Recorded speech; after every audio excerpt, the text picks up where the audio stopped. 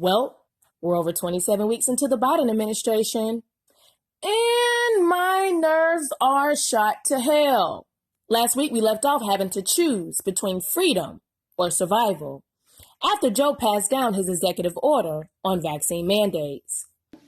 I'm announcing that the Department of Labor is developing an emergency rule to require all employers with 100 or more employees that together employ over 80 million workers to ensure their workforces are fully vaccinated or show a negative test at least once a week. Joe says it's not about freedom and claimed that the unvaccinated people are the biggest threat to the vaccinated people and that the unvaccinated people should get vaccinated to prevent the vaccinated people from getting the virus that they should be protected from, being that they are vaccinated. His words, not mine. We must increase vaccinations among the unvaccinated with new vaccination requirements. This is not about freedom or personal choice. It's about protecting yourself and those around you. But in the words of Ben Franklin, those who give up freedom for safety deserve neither, causing many to speak out, amongst those being Nicki Minaj.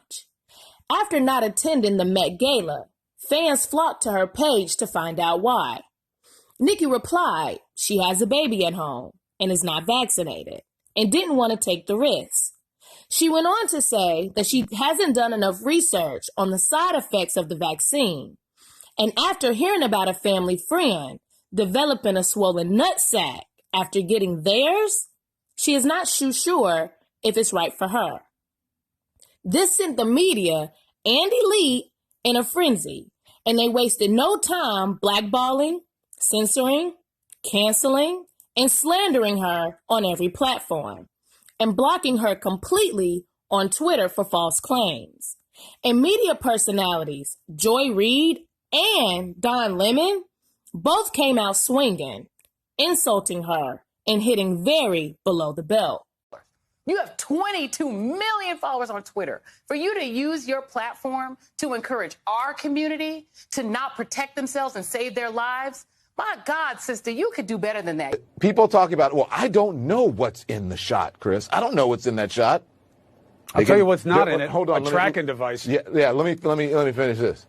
You know what they get shots in nowadays? In their rear ends. They're getting shots to make it bigger. They're getting shots in their face. They don't know what's in Botox. But Nicki never said, don't get the vaccine. She simply said, do your research because people react differently and make sure it's right for you. However, the CDC said there is no studies that link testicular swelling to the vaccine. The lie detector determined that was a lie. And studies were released that showed at least 66 cases of testicular swelling after the vaccine. And after a long 8-hour FDA virtual meeting on the vaccine, studies were also released that the vaccines do not prevent the spread. They do affect menstruation cycles and pregnancy in women. The boosters are not safe, and they are not stronger than natural immunity. So is someone going to apologize to Nicki now or later? It's the hypocrisy of it all for me, though. Now you can't even question the vaccine or fight against the mandates, or the same individuals who said, I don't think it should be mandatory. I wouldn't demand to be mandatory, but I would do everything in my power. Just like I don't think masks have to be made mandatory nationwide. Can we mandate vaccines across the country? No, that's not a role that the federal government, I think, even has the power to make. We cannot require someone to be vaccinated. That's just not what we can do.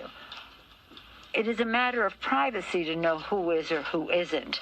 No, definitely not. You don't want to mandate and try and force anyone to take a vaccine. We've never done that. We don't want to be mandating from the federal government to the general population. Are now coming for you. Putting in place additional steps and requirements was essential to get more of the 80 million people vaccinated. I can't tell you how many of them. It's not really about being persuadable. If it's going to be a requirement at many workplaces across the country.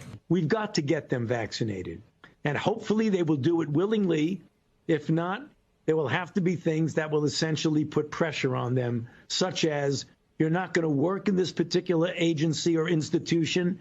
You're not going to be able to go to this college or this university unless, in fact, you get vaccinated. And I believe that once we start doing that, you will see more and more people willingly get vaccinated. But why is the White House exempt from these mandates? And where is this mandate energy for people at the border?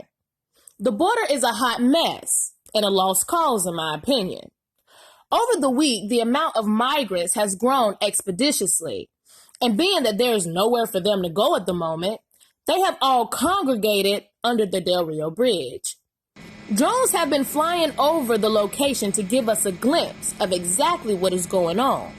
But that soon was brought to a halt after Joe Biden ordered no drones to be flown over the location. But why? What don't you want us to see? I thought that you said that this was a transparent presidency and you had it under control.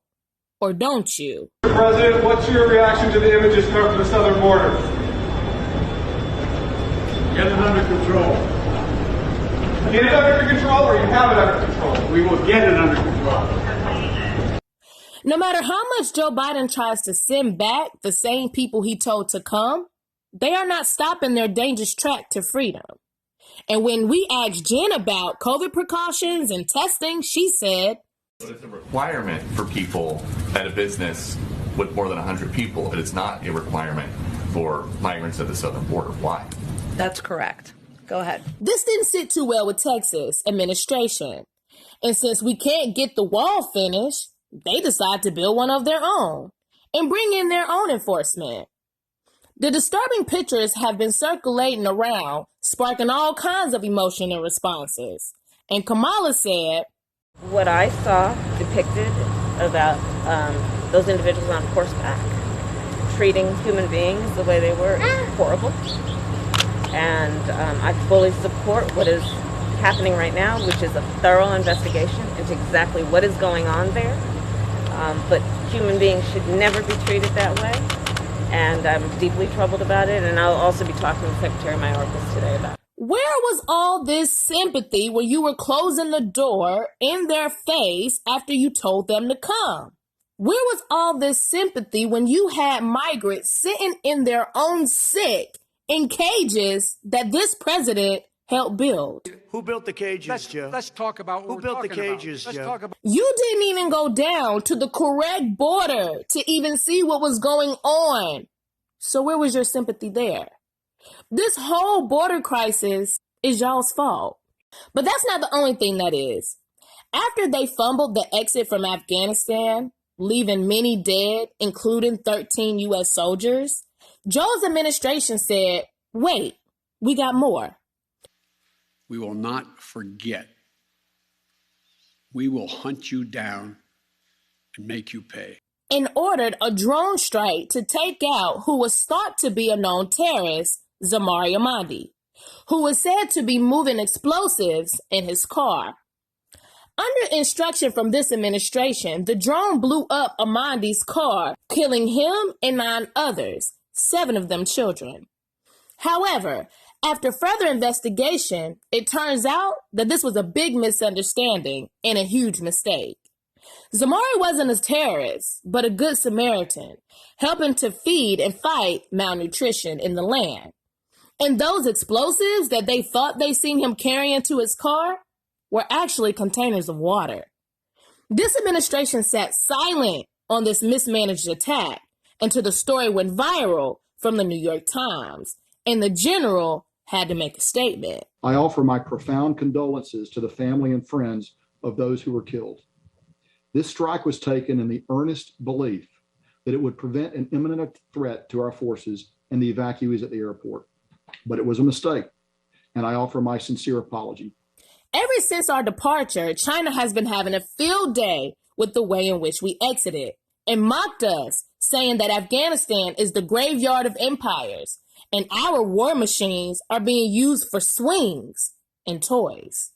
But what China needs to do is worry about Evergrande And while this huge real estate tycoon is roughly $300 billion in debt and said they can't pay it, which has the stock market looking like a crime scene. If the Evergrande debt causes a recession in China, U.S.-based businesses that rely on its exposure, such as Starbucks, Nike, Estee Lauder, and maybe even Tesla and Apple, could get hit hard. The world is already watching the collapse of our government. And if Americans don't put the bullshit aside, buy American, and build together and arm ourselves, the world will witness the fall of a nation as well.